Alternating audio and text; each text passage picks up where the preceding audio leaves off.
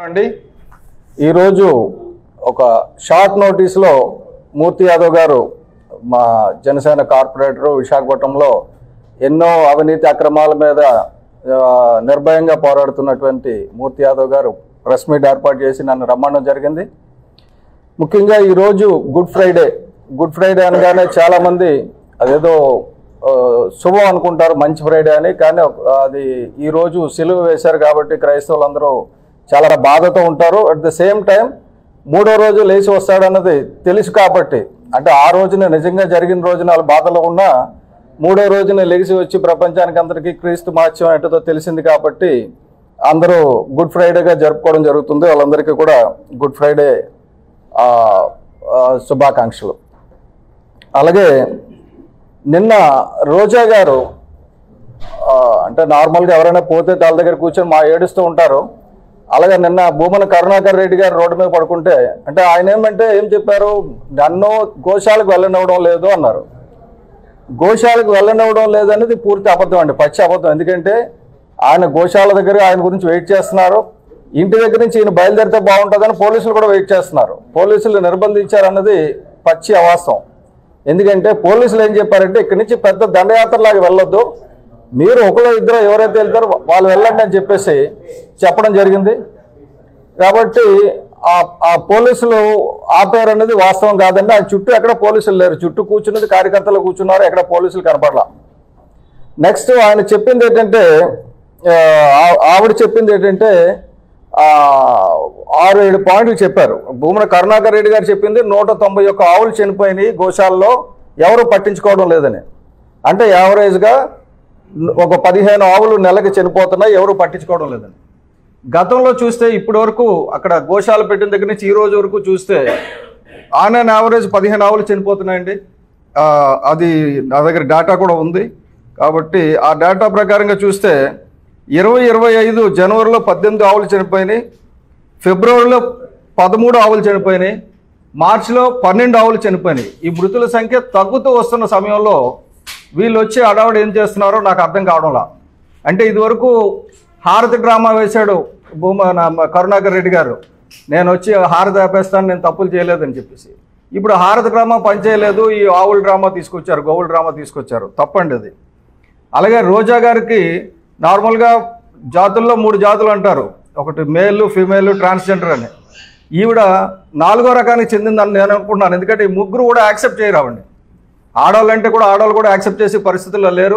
ఆవిడ చేసిన కామెంట్స్ని బట్టి ఆవిడ అడిగిన దానికి సమాధానం చెప్పక్కర్లేదు. కానీ గతంలో సినిమా టికెట్లు బ్లాక్లో అమ్ముకుని సంపాదించినట్టుగా, ఆ తర్వాత దేవస్థానం టికెట్లు విపరీతంగా బ్లాక్లో అమ్ముకొని కూడా డబ్బులు సంపాదించింది అన్నదానికి తిరుపతిలో అంతా కూడా చాలా ప్రచారం జరగడమే కాదు, ప్రముఖ పేపర్లో కూడా వచ్చింది. వీళ్ళు ఏ పేపర్ మీద ఈవిడ డిఫమేషన్ కేసు వేసినట్టు లేదు, మోరల్లెస్ అది యాక్సెప్ట్ చేసినట్టు ఆవిడ. సో బ్లాక్లో టికెట్లు అమ్ముకొని, టీటీడీ దర్శనాల టికెట్లు అమ్ముకొని, ఆ తర్వాత ఇంకొక ఆర్గనైజేషన్, ప్యారలల్ ఆర్గనైజేషన్ పెట్టి 300 రూపాయల టికెట్లు 3300కి అమ్ముకొని చాలా కోట్లు సంపాదించడం అలవాటు అయిపోయిన తర్వాత సడన్గా సంపాదన అంతా పోయిన తర్వాత వీళ్ళకి దిక్కు తోచక ఇటువంటి దందాలకి తెరతీశారు.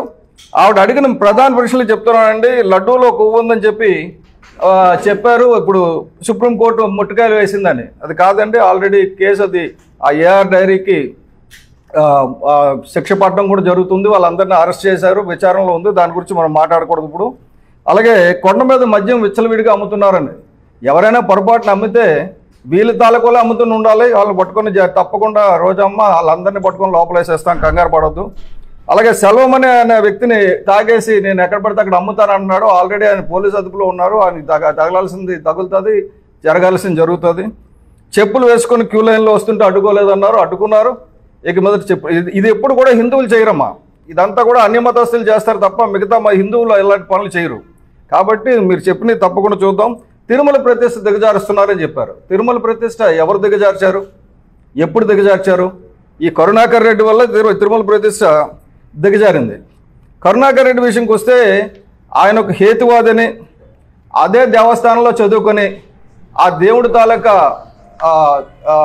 ఏమంటారు సుప్రభాతాన్ని ఎగతాళి చేస్తూ వ్యంగ్యంగా వేరే సుప్రభాతం ఆయన పాడుతుండేవాడని, అక్కడ దేవాలయాల్లో సిగరెట్లు కాల్చేవాడని, ఆయనతో చదువుకున్న విద్యార్థి దండి వెంకటకృష్ణ గారు అని చెప్పేసి ఆయనతో పాటు చదువుకున్న విద్యార్థి కంప్లైంట్ చేశాడు అప్పట్లో.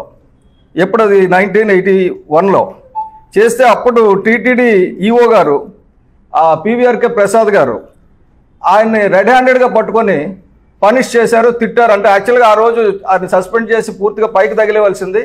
అందరి సమక్షంలో, ఇదేం తెలియని విషయం కాదు, అందరికీ తెలిసిన విషయం. ఆయన దండి వెంకటకృష్ణ గారు శ్రీకాళహస్తిలో ఉంటారు. గత సంవత్సరం నేను ఆయనతో ఇంటర్వ్యూ చేసి ఆ ఇంటర్వ్యూ పబ్లిష్ కూడా చేశాను.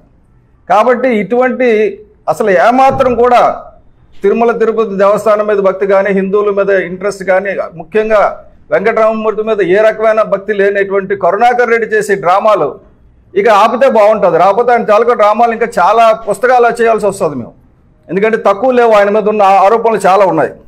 కాబట్టి నా ఉద్దేశం ఏంటంటే ఇటువంటి కామెంట్స్ చేయడం మానేసి రోజా గారు ఇక మీదటైనా కొద్దిగా మంచిగా ఉంటే బాగుంటుంది. మీ మాటలకు మేము స్పందించక్కర్లేదు, కానీ పవన్ కళ్యాణ్ గారిని అడ్రస్ చేస్తూ మాట్లాడారు కాబట్టి నేను మాట్లాడాల్సి వస్తుంది. నాకు చాలా సిగ్గు మిల్లాటోళ్ళతో మాట్లాడాలంటే. ఎందుకంటే ఎవరైనా ఏదో ఒక జాతికి చెందిన వాళ్ళతో మాట్లాడితే పర్వాలేదు, కానీ మీరు ఎవరికి చెందనవారని చెప్పేసి నా అభిప్రాయం. ఎందుకంటే మేము కూడా మిమ్మల్ని మర్డర్ అటెంప్ట్ కేసులో ఉన్నాం. ఇప్పుడు వరకు ఎందుకు ఆ కేసు ముందుకెళ్ళడంలో తెలియదు. శివశంకర్ గారు అక్యూజ్ నెంబర్ 1, నేను అక్యూజ్ నెంబర్ 2. మిమ్మల్ని ఏదో మీరు మంత్రిగా ఉన్నప్పుడు చంపబోయేమాట. నిజంగా అవకాశం దొరికితే ఆ పని చేసినా మంచిది అయి ఉండదు. ఎందుకంటే మీరు మంత్రిగా ఉన్నప్పుడు ఈ రాష్ట్రానికి కానీ దేశానికి కానీ ఎప్పుడు ఏ మంచి పని చేయలేదు. అసలు మీరు మంత్రి అన్న సంగతే మర్చిపోయారు.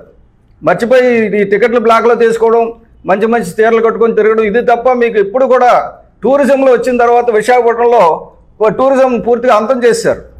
శుభ్రంగా 800 రూపాయలకి మంచి బీచ్ వ్యూ ఉండే అపార్ట్మెంట్స్ అకామిడేషన్ ఉండేది, దాన్ని నాశనం చేశారు. నాశనం చేసి టూరిజం మినిస్టర్ కింద మీరు ఏదైనా చేసిన చిన్న పని ఉంటే చెప్పండి, ఒక్క పని కూడా లేదు. కాబట్టి ఆవిడ తప్పు చేసింది, దాన్ని వ్యతిరేకించాలి, మీరు వస్తే బాగుంటుందని చెప్పి మూర్తి యాదవ్ గారు చెప్పారు. నేను వచ్చాను. ఇంకా మూర్తి యాదవ్ గారు మిగతాది కంటిన్యూ చేస్తారు.